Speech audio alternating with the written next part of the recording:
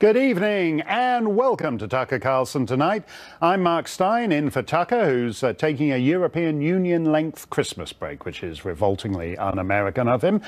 Today was the deadline for the Department of Justice to turn over requested information about anti-Trump text messages to the Senate Judiciary Committee. The text messages were sent by former Robert Mueller team member Peter Strzok and are a powerful sign that Mueller's probe and other FBI investigations could be tainted by political bias. Senator Chuck Grassley has demanded that the DOJ explain both when it found the messages and how it has reacted to them. Will that information be handed over? So far, it apparently hasn't been, but the DOJ and FBI have repeatedly demonstrated that they consider these requests from Congress to be mere suggestions at best. Richard Goodstein advised Hillary Clinton's campaign in both 2008 and 2016. Richard, it's not a small thing when the people's representatives get flipped the finger by rogue law enforcement agencies, is it? Mark, can I just say you introduced me as a Hillary person. It must have really hurt when the Gallup poll said again that Barack Obama and Hillary Clinton were the most admired man and woman in the world. But let me answer your question. I'll give you that one. On the entire planet. Yeah, That was the question. If only the Electoral College included the jungles of Papua New Guinea, exactly, she'd be sitting in the Oval Office My today. sentiments precisely. I'll give you that one in the spirit of New Year comedy. Look, this whole business about Peter Strzok's text messages is yet another distraction. Donald Trump should thank his lucky stars that the FBI existed. He would not be in the White House but for James Comey having given his press conference on July 5th, sent that letter on October 28th, and making no reference whatsoever to what the intelligence community knew, which was that the Russians were trying to help Trump win. Nothing, not a word. So for him and, frankly, his party members now to be screaming bloody murder about the FBI, it's just a bit much. No, well, wait a minute. This guy Strzok, for example, he's got Senator Grassley has read this text message from Peter Strzok, who's a senior counterintelligence guy, even though he writes text messages to his sweetheart like a sixth-grade schoolgirl. It is a serious situation when the plain meaning of the text suggests that in Andrew McCabe's office, the number 2 FBI guy's office, they are talking about how to, in effect, interfere with the election to ensure that Trump doesn't become president. That would be bad if they were doing it to Hillary. It would be bad if they were doing it to Jill Stein. Doesn't that require an answer from these guys? They were saying that at a time when the FBI was putting its weight on the scales in favor of Donald Trump. Seriously, this is perverse. I understand, again, the walls are kind of closing in on Donald Trump with the Flynn plea, with the Papadopoulos plea. No. And seriously, look, Mark, I would say this. You know who said really bad things about Donald Trump? Marco Rubio said he was a con artist. Ted Cruz said he was utterly amoral and a pathological liar. Peter Strzok wasn't unique. And Trump said Ted Cruz's father was on the grassy knoll with Lee Harvey Oswald. That's just part of the give and take of politics. Well, put that to one side. What we're talking about here are policemen. We're talking about here, if Trump wants to accuse Cruz's father of being on the grassy knoll, that's one thing. When policemen are, as you put it, putting their thumb on the scale, that's quite another matter. Well, except it's belied by the fact that what the FBI ultimately did, they put its weight, the Comey press conference, the Comey letter, the non-disclosure of what the intelligence community knew about what the Russians were doing to help Trump. That's basically Trump's everything. That supersedes anything that Peter Strzok could possibly. Incidentally, when Peter Strzok was doing interviews, Mark, he had other people there in the FBI. He didn't have any kind of solo opportunity to kind of move things one way or the other. Did he like Trump? No. A lot of people didn't. You said a fascinating thing there, Richard. What the Russians were doing to help Trump. What were they doing? I'll tell you, 4 things, keep in mind. Yeah. They said to Donald Trump Jr., we can help you. Donald Trump Jr. said, love it, let's see it. And then guess what? The Russians did help through WikiLeaks, and Donald Trump 100 times during the campaign made reference to WikiLeaks and urged them to do more, to basically steal from Hillary Clinton's computer. And then, of course, all the people in the Trump orbit lied about it. Nobody had to steal from any Democrats. John Podesta's password was password with a 0 for where the O should be. So John Podesta and Hillary Clinton might as well have left their emails on top of a payphone in Grand Central Station. You don't have to steal them. That's like saying that the Watergate break-in would not have happened had that lock been a bit more secure, that those burglars couldn't have quite cracked it had there had been a better lock. Come on, it was theft. It was theft. Come on here, Richard.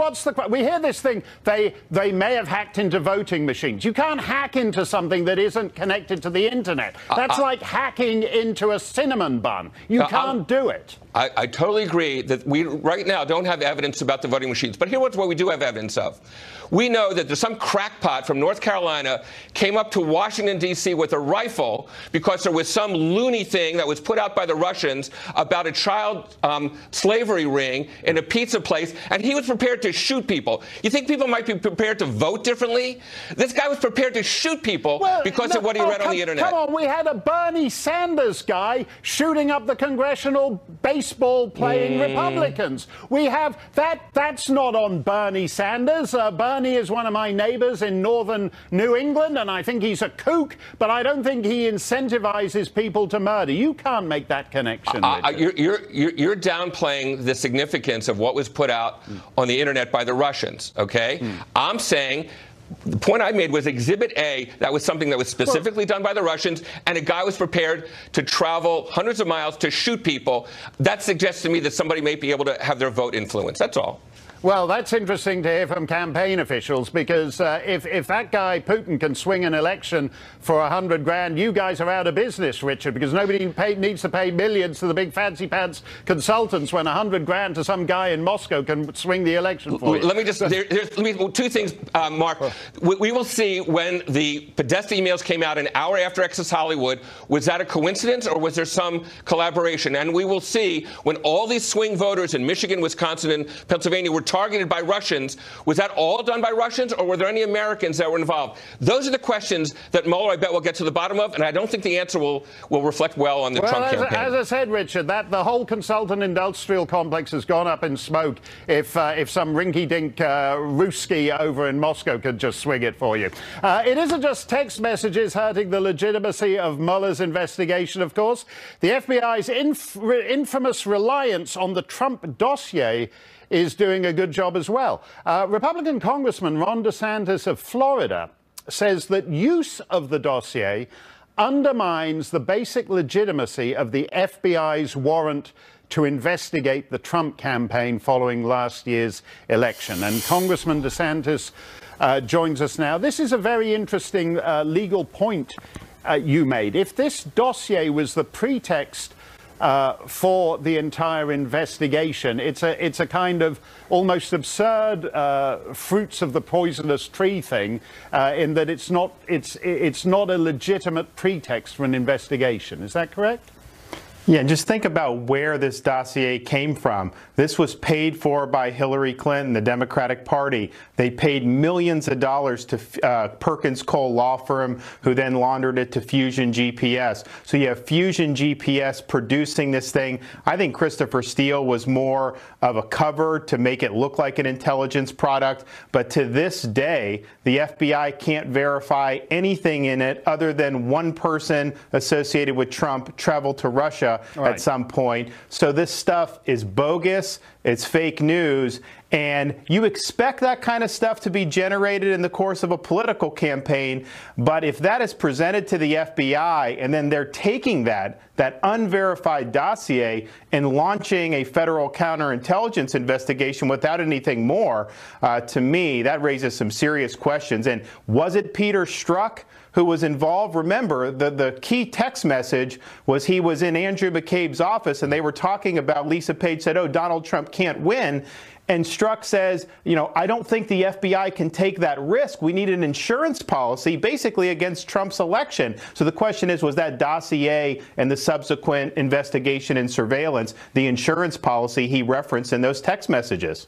And what you're saying here is that it comes before a FISA judge who isn't an expert in intelligence matters, but it's got the FBI imprimatur. It's kind of got an MI6 imprimatur because the spook appears to have credentials. And in a sense, it would appear to be a plausible document if laid before a judge. Is that correct? Well, that's the question. You know, we've asked the Department of Justice, the FBI, to give us the information about how the dossier got in their possession. Did they pay for the dossier, and how did they use the dossier? Did they use it as the basis to get these FISA warrants? And they've basically refused to answer those questions. This is going to come to a head because I think you're going to see a contempt of Congress if they don't produce this to the Intelligence Committee. But that's the question. And here's the thing, Mark. If the answer to all those questions was no, then they would just say no. The fact that they haven't, to me, raises some serious questions. Well, you've said that they've been looking at this thing for a year and a half now, and Christopher Steele cooked it up in a few weeks. They've been unable to corroborate anything except that some guy at some point got on a plane to Russia, but they don't know what he did once he got off the plane in Russia.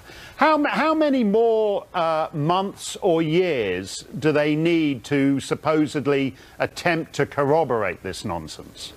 Look, I think it's time to put up or shut up. This whole thing started, obviously after Strzok and these guys started the counterintelligence. When Mueller got appointed, I think Rosenstein made a big mistake because what he was doing was he was superimposing a criminal prosecutor on top of a counterintelligence investigation. Right. And how good of an investigation that was, obviously, there's a lot of concern about that. But there's never been a crime identified here. You can believe that Russia tried to hack different people's email accounts, but that doesn't mean that there was a criminal conspiracy with Trump's campaign, and there's never been information provided to substantiate that. So I think if he can't answer that question, then I think we need to move on. I think you are going to see the committees in Congress move on, and I think the result is going to be no collusion.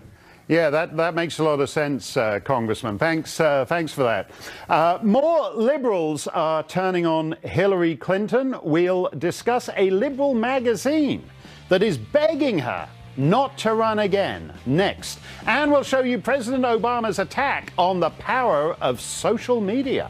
All that coming next.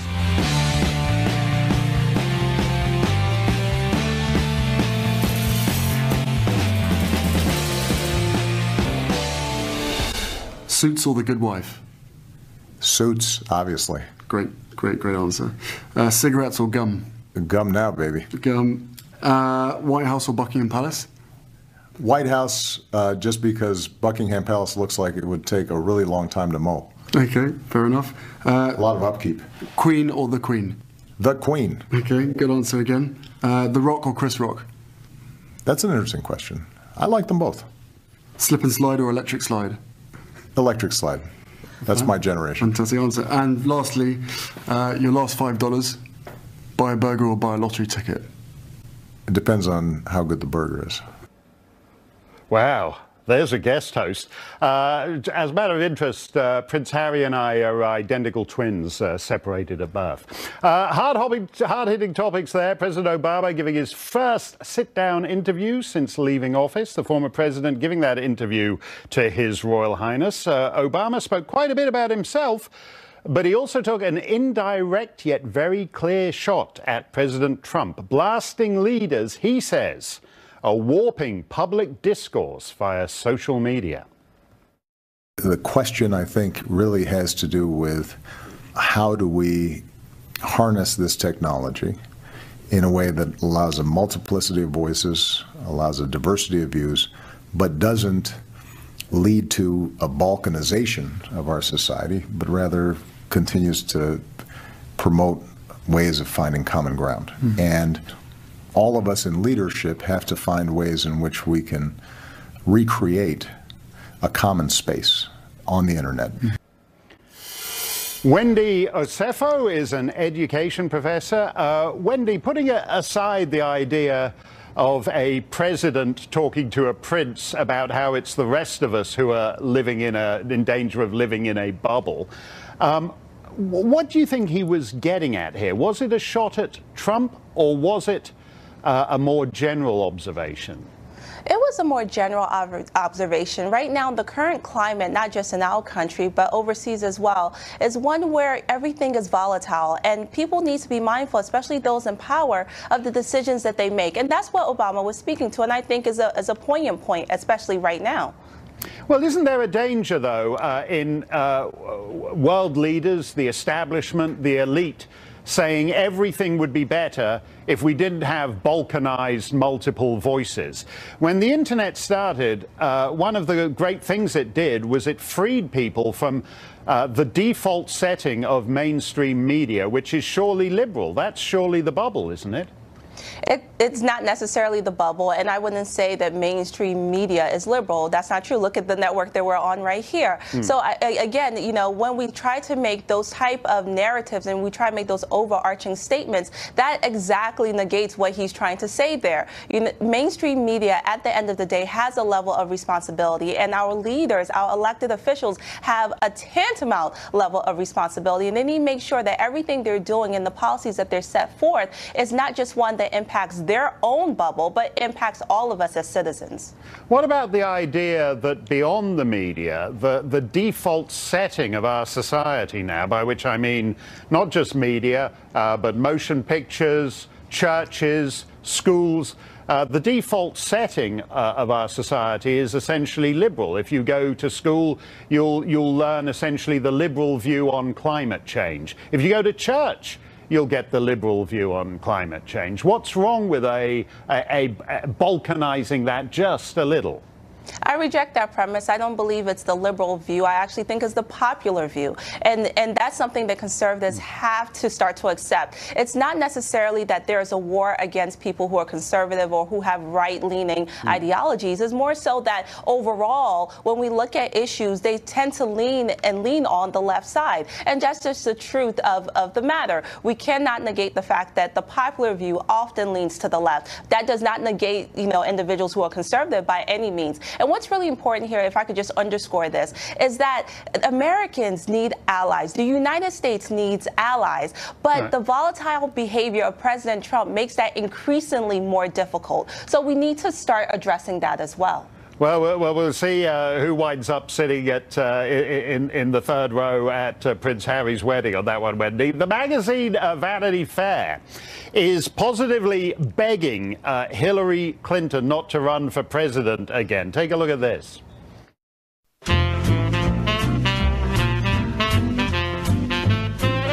It's time to start working on your sequel to your book, What Happened? What the hell happened?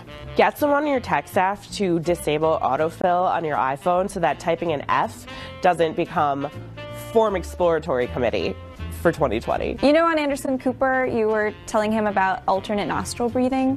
You seem really adept. You should try teaching a class. Take more photos in the woods. How else are you going to meet unsuspecting hikers?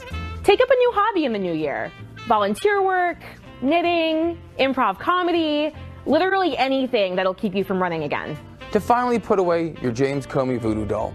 Now, we all know you think that James Comey cost you the election, and he might have, but so did a handful of other things. It's a year later, and time to move on. So cheers to you, Hillary Clinton. Cheers to you, Hillary. Cheers to you, Hillary Clinton.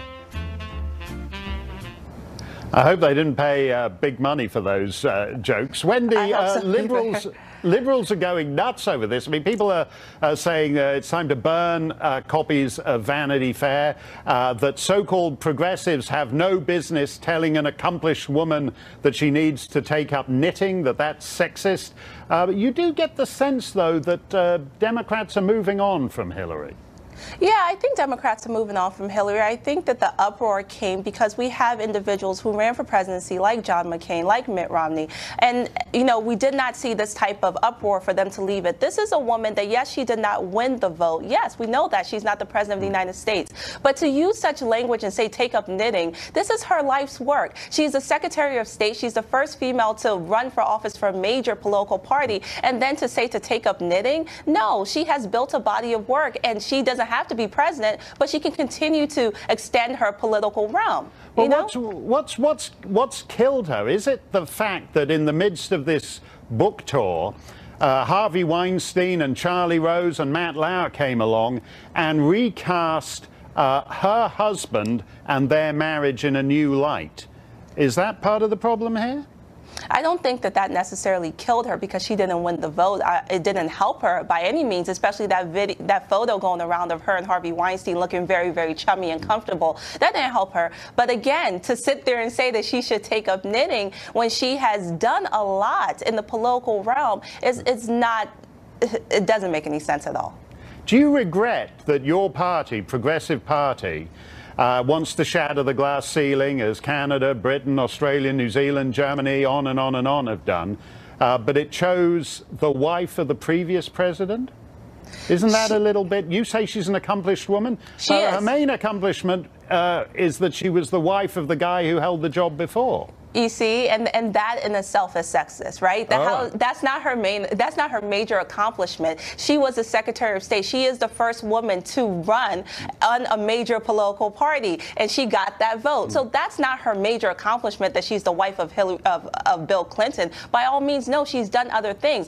Was she the best candidate for our party? No, she was not. However, to say that her major accomplishment was being a wife, that's what we talk about when we say sexism in the political sphere. Okay, I stand reprimanded, Wendy. France's, I'll try to do better. France's government is scrambling to deal with a wave of migrants that has flooded its streets. Up next, we'll try to see what lessons the US can learn for our own migrant situation here. That's next.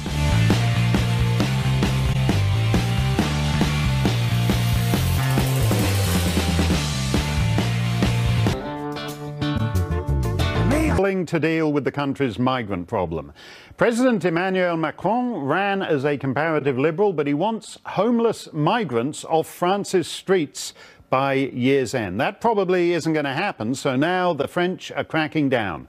Authorities are ramping up expulsions, checking IDs at emergency shelters, and doing a host of other measures to get migrants out of the country and keep them out. Does France have a lesson for America's own migration issues? David Tafuri is a former State Department official and advised the Obama campaign on foreign policy. David, it's always interesting to see how countries that have reputations as being more liberal and progressive deal with some of these issues. France expels 1 in 5 illegal immigrants. If Trump did that, he would literally be Hitler, even more literally Hitler than he already literally is, wouldn't he? 1 in 5 illegal immigrants get expelled from France. Well, I wouldn't agree with that characterization, but you're right. Macron is doing some interesting things with respect to migration policy in France, and these are things that France needs to do. Here's some of the things it's doing. As you mentioned, it's getting some of the migrants off the streets, but it's trying to get some of them into shelters. It is also setting up centers in Africa for those who are asylum seekers to be identified and observed and chosen from Africa so that they know before they go to France whether they're going to get asylum or not. That's also very important for limiting those who are going to go expecting to get asylum and not get asylum. But one of the most important things that Macron is doing is he's distinguishing between economic migrants and political asylum seekers, or those who are refugees that meet the standard for refugee, meaning they have a well-founded fear or of death or injury if they're returned to their country of origin. And he's accepting asylum seekers, true refugees, and he said France is still open for refugees, whereas economic migrants he's trying to discourage from coming to France. And that's something that we can learn as well. It's something we should be doing,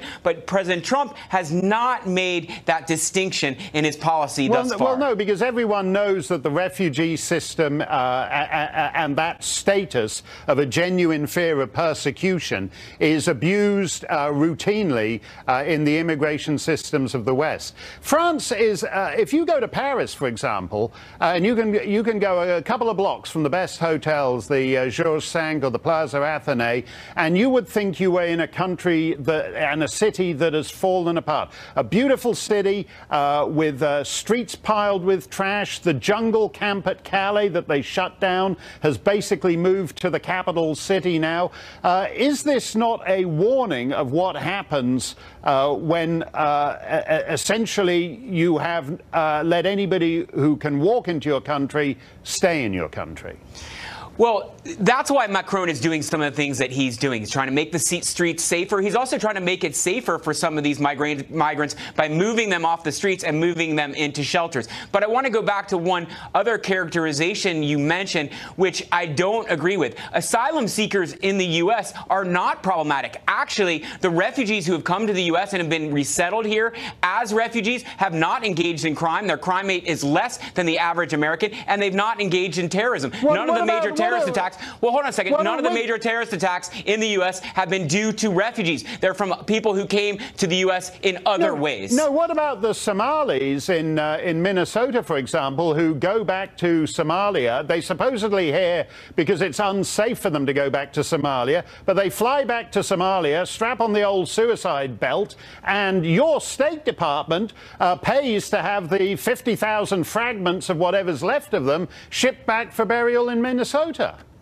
Mark, you got to look at the statistics. I mean, you can pull out one, crazy situation, but if you look at the statistics, asylum seekers and refugees in the United States have not engaged in crime and they have not engaged in terrorism. And it's because our asylum process has a very substantial vetting procedure. They're vetted overseas. It takes 2 years for them to go through that vetting process. They're interrogated. They go through questioning and background checks. And by the time they make it here through that difficult process, they normally are law-abiding citizens who contribute to our society. Now, I agree with you, though, that we have to do a better job of limiting those who come from overseas who do engage in terrorist attacks, and there are many who have done that, but they have not come as refugees. They've come through other ways. They've come on visitation visas. They've come on family visas. They've come through other means, and those are the ones that we should be more focused upon. Well, what's the answer to that? Because if you look at the situation of Europe to Africa, it's actually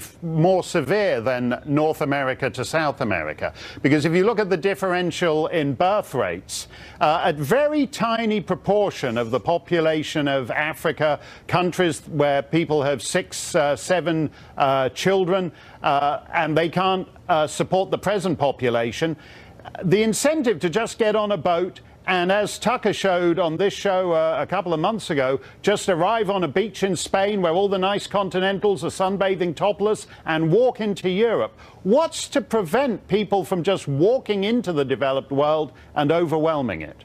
I've read some of your articles on the aging statistics that you mentioned, and they are very interesting and thoughtful. And I think you make some good points there. One of the ways, though, we stop migration from Africa to Europe, as you mentioned, is to set up these centers in Africa. So there are staging centers there where people can apply, and they'll know whether they're going to be given refugee status or not. But ultimately, we also have to do more to turn these countries that are becoming failed states into more stable, prosperous countries, so people do not want to leave them. That's going to take a lot more engagement by Europe. Europe is not doing enough in Africa to stabilize these countries. Europe used to do enough, and it's called colonialism and imperialism. And it's actually very hard, isn't it, to do it at one remove by just giving money to international aid and development things. Well, that's not just what I'm talking about. And obviously, there's something in between colonialism and zero engagement. We have to be engaged. We have to be promoting democracy. We have to be promoting economic prosperity. And we have to make these countries safe and prosperous and stable so the people stay there and they don't seek illegal migration. Thanks for coming on, David. We'll try and find where that sweet spot is. Cash is as old as civilization, but has technology made it obsolete? Up next, Tucker's back to talk to an economist who says it's time for an all-electronic economy. That's next.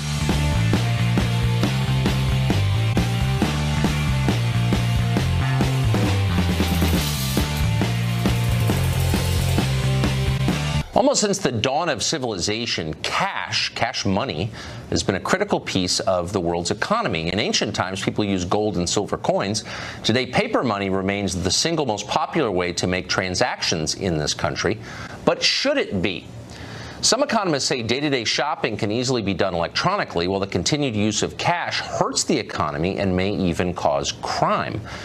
Kenneth Rogoff is a Harvard professor, a former chief economist at the International Monetary Fund, a famous chess player. He says it's time to move forward toward a cashless society. Professor Rogoff joins us tonight. Professor, thanks for coming on. Thank you for having me. So I've heard this argument before, and I understand and I take seriously the inefficiencies of cash and the possibilities for crime, transnational crime, it avails to criminals. I get all that. But there's also the suspicion that a lot of us have that eliminating it would just increase government power, maybe to a point that's dangerous. Is that a concern for you? Absolutely. So I actually don't favor getting rid of cash. I favor getting rid of large bills like the 50 and the 100 and similar around the world. I think if you look at the use of cash, actually, by quantity of transactions, it's nowhere near the most popular. It's fallen out. It's behind for purchases over, $50. It's behind, debit cards, credit cards, electronic payments. But for small payments, it's very convenient. And of course, sometimes somebody wants to do something for $5,000, even $100,000. They don't want anyone to know. But you can carry a suitcase of $10 bills, a briefcase of $10 bills of $100,000. 20 pounds, if you have to do that once in a while. We shouldn't go cashless, but I do think if you look at the declining use of cash and the rising printing of these big bills, we ought to realize it's for tax evasion. That's much bigger than crime. And if you can cut back on tax evasion, you could, for example, lower tax rates. So you do acknowledge, though, it sounds like you are acknowledging that people have an inherent instinct, a desire for privacy. They don't necessarily want anybody, whether it's a bank or the Treasury Department, tracking what they're doing with their money. And that's okay, you think? Yeah, well, okay, there's a big difference between somebody doing a wholesale business where they're doing $50,000, $100,000 in transactions every week, and they don't want the government to know, and somebody who's doing something on a much smaller scale. And I think these wholesale transactions are facilitated by these big bills, big drug kingpins, tax evasion is a huge thing. So I just think we need to recalibrate it a little bit, not so much eliminate it. Are you worried about the vulnerabilities of a digital system? We're moving in that direction anyway. But I mean, the beauty of cash is it's tangible. You can hide it under your bed. No one can hack a $100 bill. Are you concerned about that? Well, I'm very concerned about cybersecurity.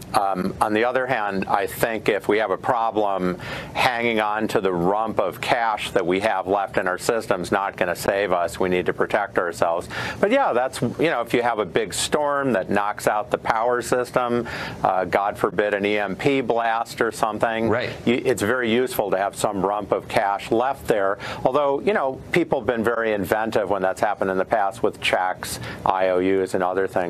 But no, we don't want to get rid of cash completely. But I do think if you look at what the government's printing, there's almost pushing over $4,500 for every man, woman, and child in the United States. And there are lots of surveys, even if you take the part that's out of the country, the average person's holding, maybe a couple hundred, $200-300, counting in their house, counting in their car. They're not holding $4,500, much less their kids.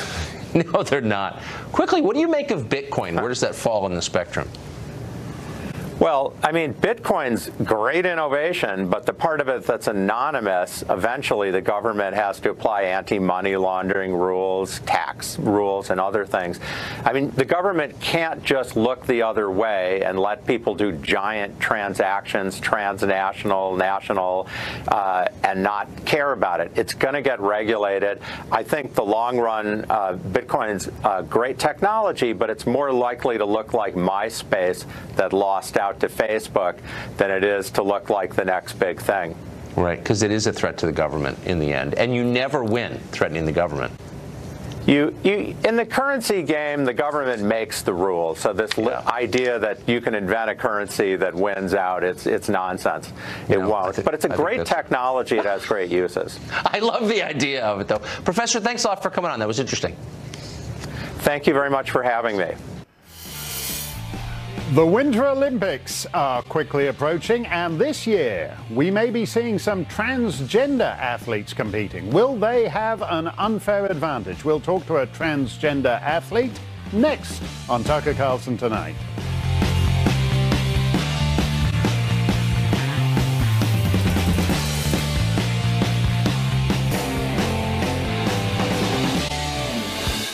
We have an update in the saga of seat-snatching Congresswoman Sheila Jackson Lee of Texas. Earlier this week, United Airlines passenger Jean Marie Simon was exiled to an economy seat, despite buying a first-class ticket. Then she saw her seat handed over to Sheila Jackson Lee. That was bad enough, but after Miss Simon complained, Jackson Lee issued a statement suggesting Simon was racist, even to object. Needless to say, that's not true at all. It turns out Miss Simon is a human rights activist who spent much of her life campaigning on behalf of poor Guatemalans. Sheila Jackson Lee, meanwhile, has spent her life campaigning for re-election, playing the race card, and becoming a notoriously unpleasant airline passenger in the process. Who would you side with? The 2018 Winter Olympics in South Korea are just about a month away, and if any transgender athletes seek to compete, they'll be welcomed with open arms. IOC rules allow for transgender athletes to compete as their preferred gender. A biological male winning a gold medal in a women's event now seems a matter of when, not if. Joanna Harper is transgendered and an athlete, and argues that transgender competitors don't enjoy any advantage.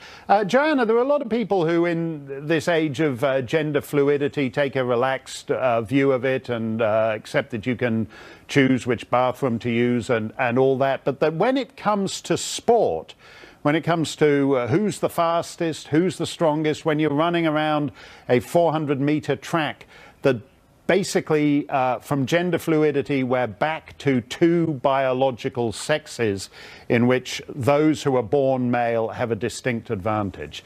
Where are they going wrong on that? Well, first of all, biology is actually quite complex. And so to suggest that that biology is dimorphic is incorrect. But it is certainly true that people who have gone through male puberty especially do have substantial advantages.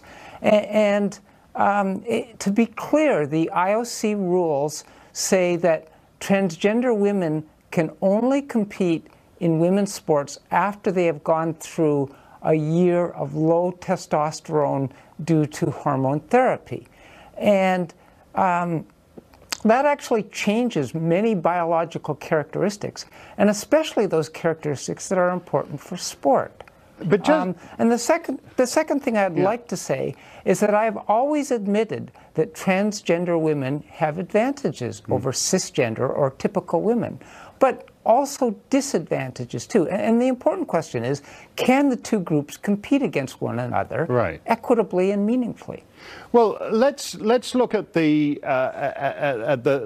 tests and the testing that you mentioned. where they say you have to, and maybe you can actually explain this in layman's terms. You're a scientist, you understand a lot of this, but lowering testosterone. And I think the thing is you have to have your testosterone levels below 10 nanomoles per liter.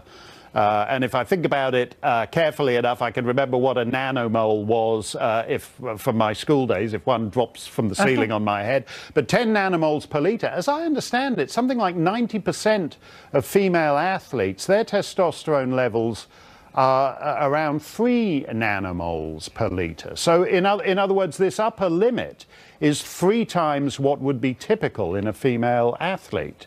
So it seems like a kind of arbitrary setting unrelated to the realities of the situation. Well, I actually agree with you there. And in fact, I am part of a committee that has recently recommended that we lower that limit from 10 to 5. And it's important to understand that that's a limit. The vast majority of transgender women will keep their testosterone below 3 and in fact below 2 and usually below 1 nanomole. Right. So this is an upper limit, but I absolutely agree. 10 is too high, and our committee has recommended bringing it down to 5. You mentioned that it's not like a binary boy-girl thing. There was I think she was a South African athlete who competed in the Olympics and the Commonwealth Games a couple of years back, and her fellow female competitors were convinced that at a certain level she was transgendered, and in fact I think the authorities ended up actually testing her to find out whether she was transgendered because her levels were believed to be extraordinarily high.